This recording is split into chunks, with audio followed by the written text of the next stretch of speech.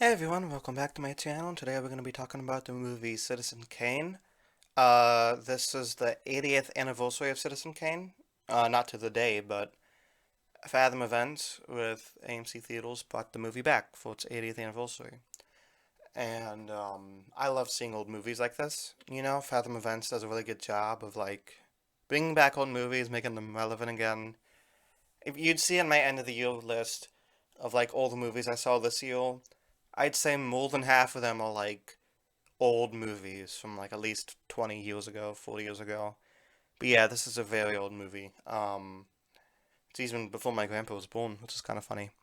But I feel like it still stands up today as a really interesting movie. It's a non-linear structure, which I feel like wasn't done that often back then. And I feel like sometimes it isn't used well today. I mean, sometimes it is. If you're like a David Lynch film, then it definitely is used well.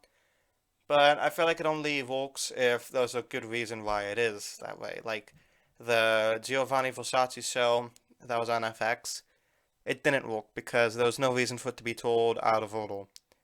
This one definitely did because it's a mystery, but the mystery isn't like who killed him or like some secret he had. It was more of like his motivation, you know? So in this video, I'm gonna primarily talk about what I think rosebud means and why it's important and how why nobody really knows what it means in the end except for us, the audience. So when Citizen Kane was a little boy, I assume he was like 5 or 6 or something. He lived in the snowy place. I assume it's somewhere up north. And his parents got rich because they struck gold in their mine. So they have a lot of money now, and they decide the best thing to do, at least the mother does, is to sell Citizen Kane for like an annual amount of money, so he could be like the adoptive kind of role to Walter Thrachel, who raises Kane to be like this big entrepreneurial banker, kind of like real estate mogul, if you will. And like he never asked for this life. He just wanted to be some nice little boy with his sled that was named Rosebud. And throughout his entire life, he tries to take control because he feels like control was taken away from him. He tries to control everybody around him. He tries to control his company. It's he's a very toxic person, but I feel like a lot of that results from toxicity he received as a child. It's mentioned that his dad probably hit him a lot. It's not like explicitly stated, but it's definitely implied. And he definitely resented Walter Thatchel because when he becomes old enough, he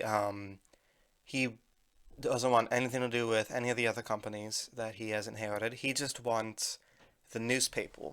So he could run a bunch of bad articles about Thatcher and make him look bad. And he starts the Inquirer, which, as all of you know, is kind of yellow journalism. A lot of fake news. He was fake news before fake news was cool. And yeah, he basically runs a bunch of pieces that are either skewed or lies, mostly skewed. And he marries his first wife, who is the niece of this president. And she starts not liking him because in his news he always talks bad about her uncle and stuff. And they start to kind of resent each other a bit. So he like kind of cheats on her with this other lady who is this terrible singer. Um, but she never really wanted fame and attention. He kind of just forced it upon her, but we'll get to that later. So he runs for governor, but his political opponent finds out about his affair, and he threatens to release it unless he drops out of the race. And he's like, nah, I'd rather you just release it then. So he does, and his first wife leaves him, and he marries his second wife, the lady who can't sing that well, Susan. And later, Citizen Kane, or Charles Kane, tries to like further Susan's career as an opera singer, and she's not a good singer, and she never even wanted to be a singer.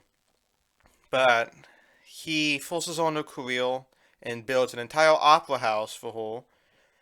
And it's just she's not a good singer, not a good actor, and the audience hates it. And while the other newspapers talk bad about it, the Inquirer talks good about it because he doesn't want to like back out. He wants the attention. He wants people to love her because he sees her as an extension of himself because she's his wife. And she doesn't even want to do it. He forces her to do it, threatens her to do it. So she does it reluctantly, and she starts to lose respect for herself because everybody hates her. And as you could see, like with everybody he comes into contact with, they all end up either like depressed and alcoholic or dead, you know? And she realizes like he doesn't love her. He just he just wants to control her. He wants people to love him. So she leaves him. And he's like, "No, don't leave me. I can't handle it." And she's like, "Yep. Well, that's why I'm leaving you because you don't care about you." See, he doesn't care about her. He just cares about himself. He just wants her to like him. And it's kind of like the end of Gone with the Wind when he's like, "Frankly, my dear, I don't give a damn," and he walks away. That's basically what she did. Gender reversed. So I don't know. I thought she was an interesting character. She kind of told him what everybody else did to him, but she was a lot more outspoken in a way. So this brings us back to when he, lost control of his life at the age of 7, and ever since then he's been longing for control, or at least the innocence of his youth. And by manipulating the people around him, including Leland and Susan, and his vengefulness against Thatchel, he never, like, becomes complacent with himself, though. And pretty much everybody leaves him, and he spends his final years alone in an unfinished mansion. And people just forget about him. Nobody really knows what he was really like. And I feel like that was his biggest nightmare to begin with, because his whole thing was making people like him. And while Jebediah had like dementia and stuff, and Thatchel's dead, Berenstein didn't really know him that well, and Susan is just kind of an alcoholic, drunken haze. It's just it's obvious that he's gonna get forgotten and just used as like a symbol rather than a person, which would be his biggest nightmare.